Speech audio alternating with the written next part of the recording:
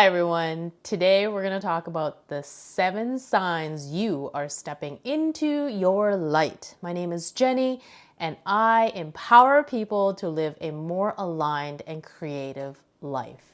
The first thing is you no longer react, you actually strategize.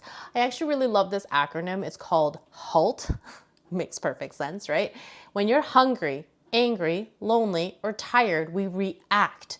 And how are we able to mitigate that? You strategize. So if you're hungry, you take a pause and you say, hold on, what do I need to eat to nourish my body?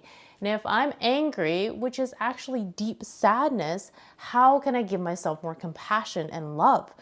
These things are so important. When you're lonely, reach out. When you're tired, sleep. This is about strategizing and putting yourself first. Always put yourself first because you are worth it. Next, you speak less because your words carry weight. You know that silence is power. It actually works. When I go to work, I just let people talk and I'm just listening. I'm actively listening so I can respond better.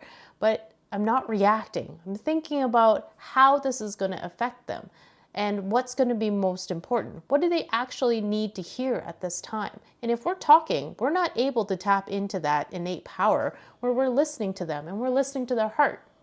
Remember, people are sacred. And if you're going to sit down and make time for them, especially your family members, give them that attentiveness, that silence. There is strength in silence. This next one seems obvious. Protect your power. Okay, so the most important thing about protecting your power is that we are able to leak energy, especially when we're people pleasing. And when we're people pleasing, we are saying no to ourselves and we're saying yes to somebody else. Sure, it might make them happy today, but over a period of time, compound effect, the weight comes down onto you. So what do? We have to start protecting our energy like it's a beautiful diamond or a treasure or something that we hold very precious and very dear to ourselves. And we don't just let anybody come around and just take it and play with it and touch it and put their dirty little hands all over it. And it makes you feel like you've abandoned yourself.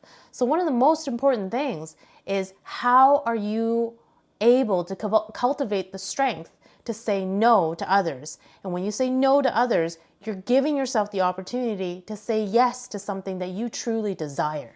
Next, you move in silence and your success speaks for you.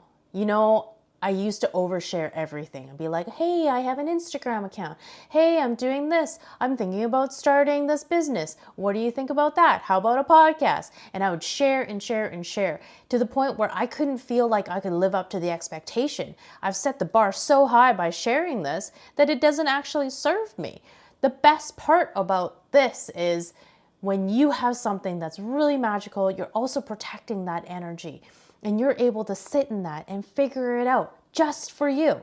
That is so beautiful. So really, really come into yourself and you can be silent in your success. And your success, other people will gravitate towards them and be like, hey, I saw you're doing this thing and you're doing great at it. When did you start? And that comes from a better place where you can speak from knowledge and experience. I think this one's my favorite. You study patterns and not people. Now, I'm going to get into the science a little bit because I do work in psychiatry, is you have a belief and the belief leads to a thought. The thought causes a feeling and the feeling leads to an action. Now, as long as we believe this belief is true and we don't change it, we have the same action, the same result. For example, I used to smoke cigarettes. I did this for 20 years, like 2 decades. And I would believe that it would reduce my stress and it would give me this feeling like, oh, I'm so much more relaxed, hence taking the cigarettes. So I was sneaking around. I would say, oh, I'm trying to quit. But honestly, at the end of the day, you know, smoking doesn't serve anybody.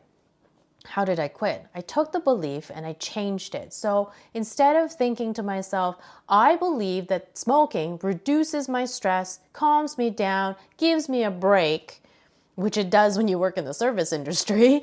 And that was my belief. So to change it, I was like, okay, smoking costs me money. I am going to not live as long. I don't smell as great and I don't like sneaking around.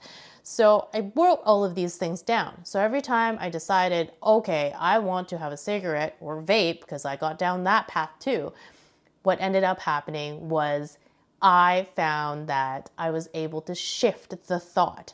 So the thought, I embodied this perspective, gave me the feeling like, oh, I don't want to do it. Now I've caused a bit of a resistance, and I'm able to act on the fact that I'm going to delay this and see how long I can actually go. You know what? It worked. I don't smoke anymore, and I have more money, and hopefully I'll live longer. This one's really hard. Making peace with being misunderstood. I used to explain myself all the time for canceling. I felt really bad. I would be feeling blame, guilt, maybe even a little shame for not showing up.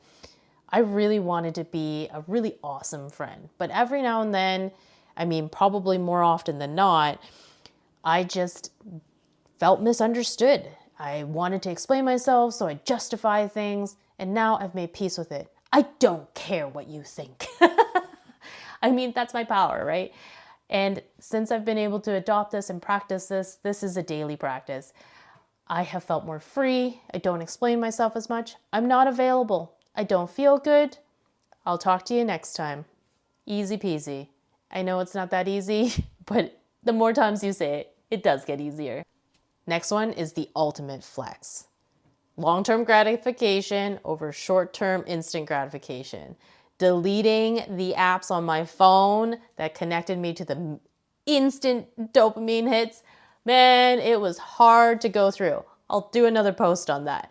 But it did. It gave me the long-term gratification. What I actually wanted was to spend more time being present in the moment and not scrolling on my phone in the bathroom or in my car or taking extra long breaks. That's not fair to anybody else, especially me, when I want to show up and do my best, right?